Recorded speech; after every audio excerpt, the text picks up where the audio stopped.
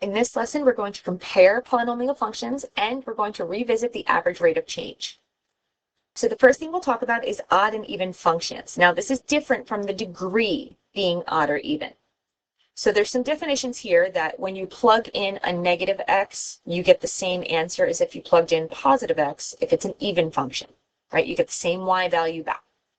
Whereas if it's odd, if you plug in a negative x, you get the negative version of the y. So the difference between these two, graphically is the main way we're going to look at it. Even is symmetrical in the axis. So the y-axis makes our graph symmetrical. Whereas with an odd function, it has to pass through the origin and it looks like a 180-degree rotation. So any point xy would exist negative x, negative y is one way to look at it. Or can you turn the whole thing 180 degrees about the origin? Some other things, just looking at them, even functions will only have even exponents. Odd functions will only have odd exponents. That's one thing that's true about them as well. But we're just going to focus really on the graphs. So for example 1, graphically determine whether the following functions are odd, even, or neither. It's obviously possible to be neither, and explain your reasoning. So for A, this one looks like it's able to be rotated 180 degrees. So we would say this is odd, and I'm going to call it origin symmetry.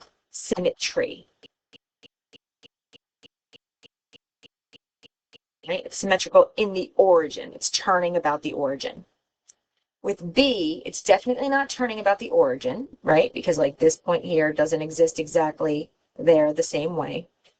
And if I look at the axis, the y-axis, that did not split it exactly in half. So this is neither. Whereas C, I can see right away, that y-axis splits it exactly on both sides. So we can call this even, and it has axis symmetry.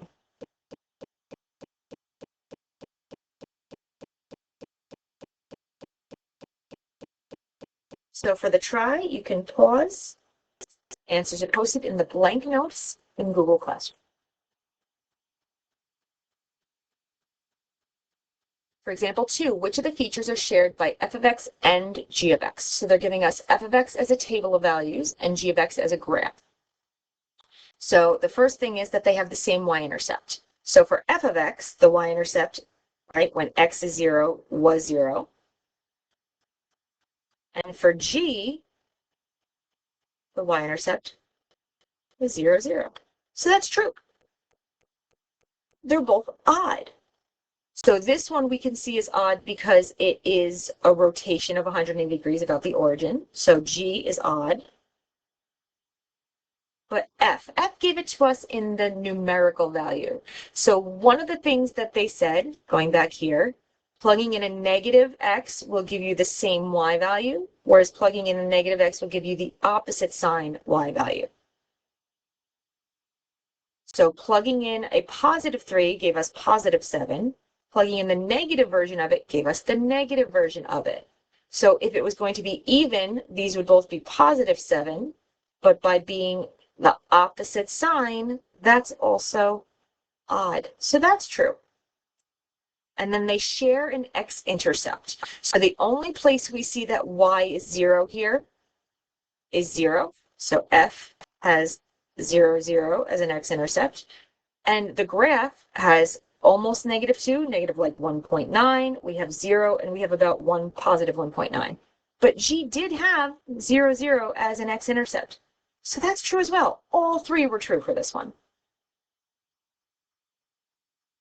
So for the try, you're going to do the same thing. You can pause. Answers are posted in the blank notes in Google Classroom.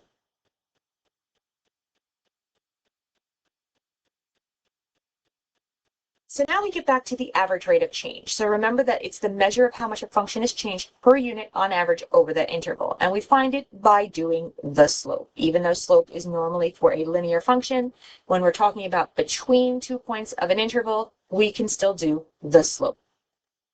So for example 3, it says from 1980 to 2007, the number of drive-in theaters in the US can be modeled by this function, where D of t is the number of open theaters and t is the number of years after 1980. Calculate and interpret the average rate of change of D of t over the interval 0, 5. Include appropriate units in your response. So first of all, we need to calculate the function at 0 and the function at 5. So D of 0, that's nice and easy. All the things with t go away. I'm left with 2421.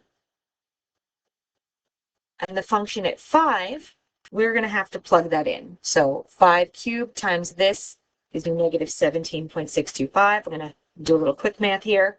5 squared, 25 times this gives me 241. 5 times this gives me negative 1162.5. And then plus the 2421 gives me a total of 1481.875. So for my slope, we're going to do y minus y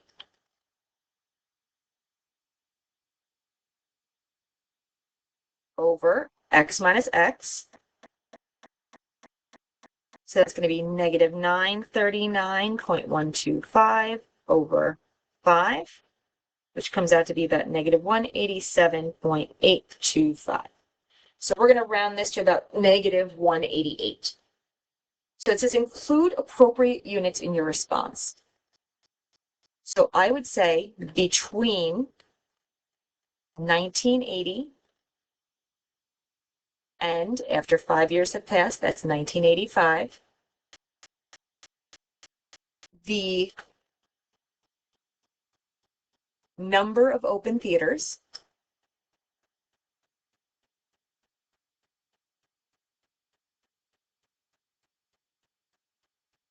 decreased, right, because it's negative, at a rate